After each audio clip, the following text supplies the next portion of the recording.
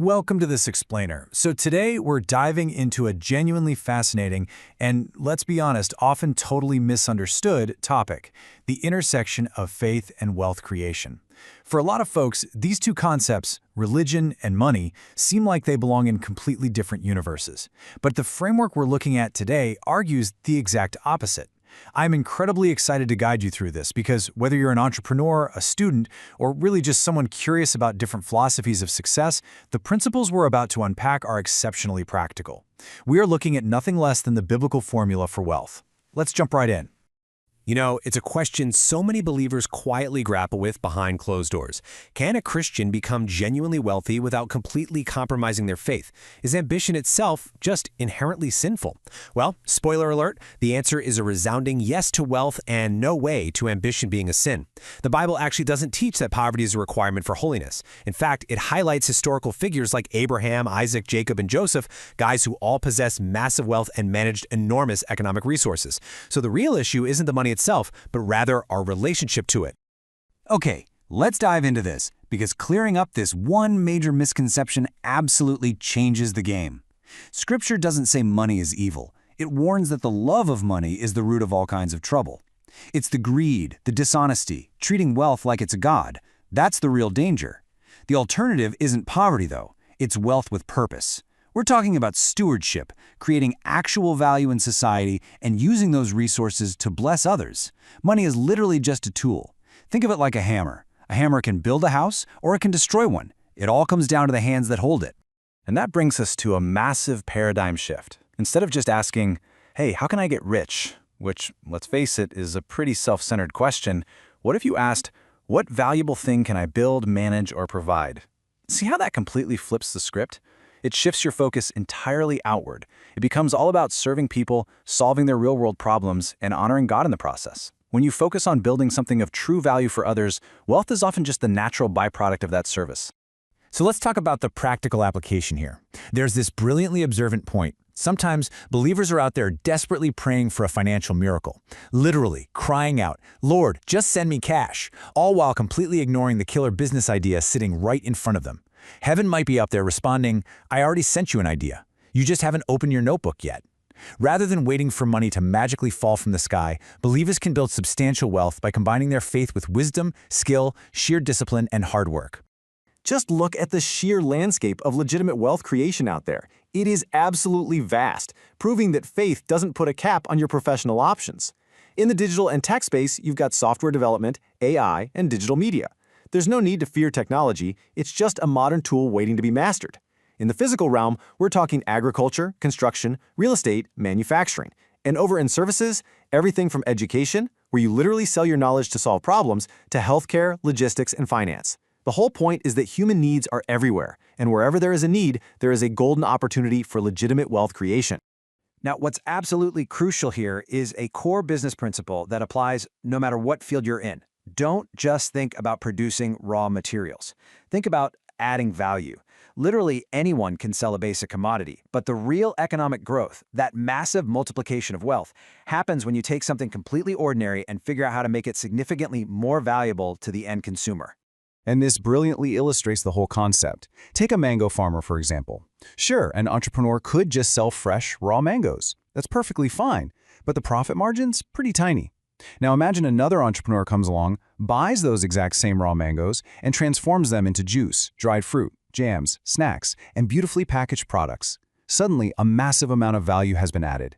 It's deeply connected to the biblical lesson of stewardship, multiplying what you've been given. What you have in your hands right now might be small, like a crate of raw mangoes, but you have to ask yourself, how can I multiply its value for the market? And you know, this kind of strategic thinking is deeply, deeply biblical. Just look at the story of Joseph in Egypt from Genesis chapter 41. When a massive famine was predicted, Joseph didn't just sit around praying for food to magically appear. No, he built an incredible logistical system. He organized nationwide storage, managed resources, and planned for future scarcity during the years they had abundance. That is the ultimate financial and operational wisdom. True faith isn't disconnected from reality, it is deeply connected to logistical planning, building systems, and preparing today's abundance for tomorrow's needs. Which brings us to the absolute necessity of rolling up your sleeves and putting in actual effort. Proverbs 14:23 says, "All hard work brings a profit."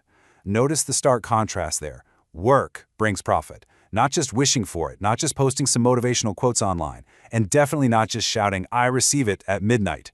It is a tragedy when people pray for a harvest while flat out refusing to plant the seeds. The core takeaway? Faith doesn't eliminate work. If anything, true faith should inspire the most faithful, diligent work imaginable. So how exactly should you be working? With absolute excellence. Ecclesiastes actually says, whatever your hand finds to do it with all your might. It completely challenges mediocrity.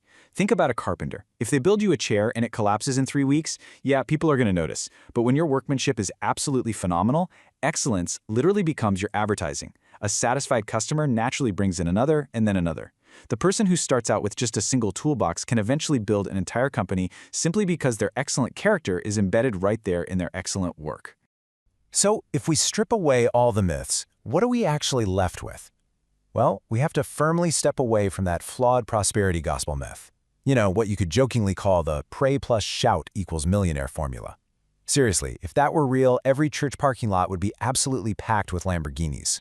Instead, Scripture presents us with something so much more practical. It gives us a sequential blueprint for building true wealth, the biblical formula for wealth.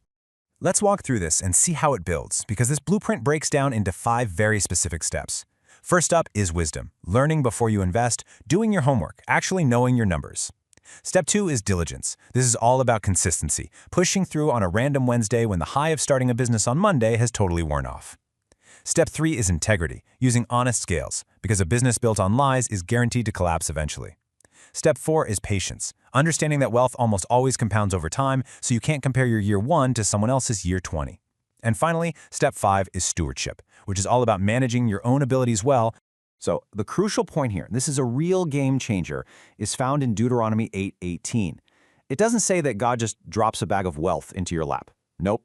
It says God gives you the ability to produce wealth. That is so incredibly empowering. It means your education, it matters. Your creativity, it matters. Your skills, your daily discipline, your relationships, and your capacity to solve complex problems, they all matter immensely. You are fully expected to use your brain, do the research, read the contracts, and seek out wise advice. But wait a second, what is all this wealth production actually for? That leads us to a vital warning. Prosperity must have a purpose. Wealth is a serious responsibility. It's not an identity. If your business blows up and becomes super successful, the end goal shouldn't just be buying some gigantic house to impress strangers who don't even know your middle name. Money is a fantastic tool for sure, but it makes a terrible master. Instead, just think about what legitimate ambition actually allows you to do. You can use that wealth to educate children, build even more businesses, and employ people, which, by the way, is a massive good for society. You can support families, fund ministries, step in to help the vulnerable, create brand new opportunities in your community, and actually leave a lasting legacy. When wealth is deployed like this, it becomes this powerful mechanism for profound blessing. There's absolutely no reason to be ashamed of ambition when the outcome looks exactly like this. As we bring all these core teachings together, it really comes down to this. The greatest financial testimony a person can have isn't simply holding up a bank statement and saying, "Look at me, I got rich." Not at all. The ultimate testimony is being able to say, "I was given wisdom, I worked faithfully, I created real value, I stayed totally honest through the whole journey, I blessed others, and wealth never ever became my God." Success with character, now that is the prosperity actually worth pursuing. And I want to leave you with this final kind of provocative thought. Just ask yourself, are you praying for money when you should really be praying for capacity? Are you just asking for a sudden lucky payout, or are you asking to become wise enough to recognize opportunities, disciplined enough to work them, and honest enough to actually handle them? Take a moment and really let that sink in. It completely flips the script on how we approach ambition and success. Thanks so much for joining me on this explainer, and I really hope this structured look at the biblical formula for wealth gives you a whole new perspective on creating value.